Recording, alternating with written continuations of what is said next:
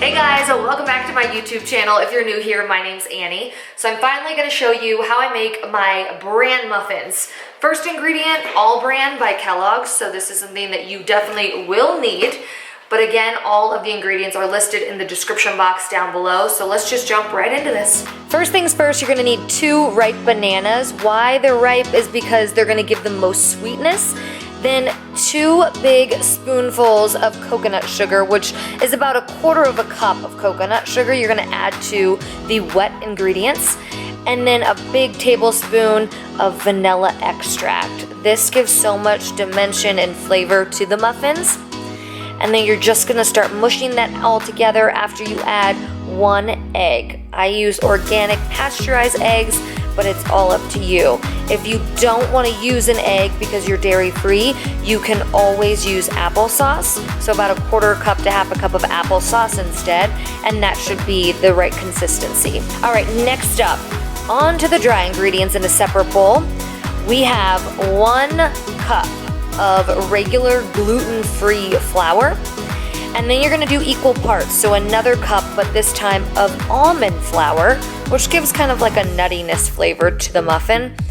And then again, another equal parts of oats. I use quick Quaker oats, quick cooking that is.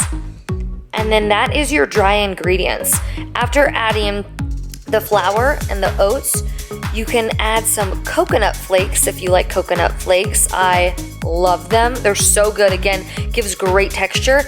I didn't really measure this out. I just did 1 big handful of coconut flakes. And of course, we have to add the baking powder and the baking soda. It's about a teaspoon of each, baking powder and baking soda, right into the dry ingredients. Now add the wet ingredients to this, and I of course almost forgot the main ingredient, which is all bran. So it's just your regular Kellogg's all bran cereal, and I do again 1 cup. So it's equal parts of all the dry ingredients. Mix it all together until it ends up looking like muffin mix.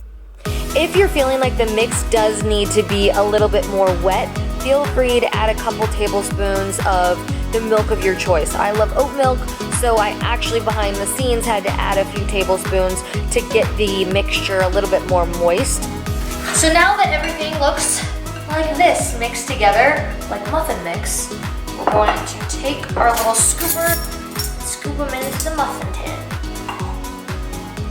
These will go in the oven for about 20 to 25 minutes, depending on where you live. I live in a higher altitude, so it takes a little bit longer to cook.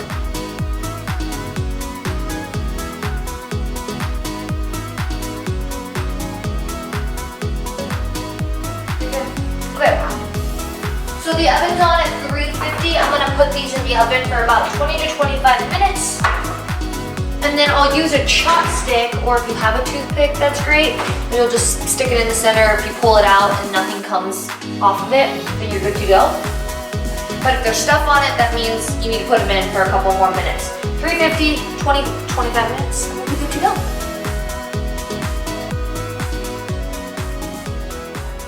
Okay, the muffins have been in for about 20, 25 minutes or so. I'm just gonna take them out of the oven.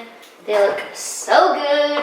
And I even did the little tester of the toothpick where you stick it in, and if nothing comes off the toothpick, then you're good to go. But look how good they look. They're still firm, but have a little bounce to the touch.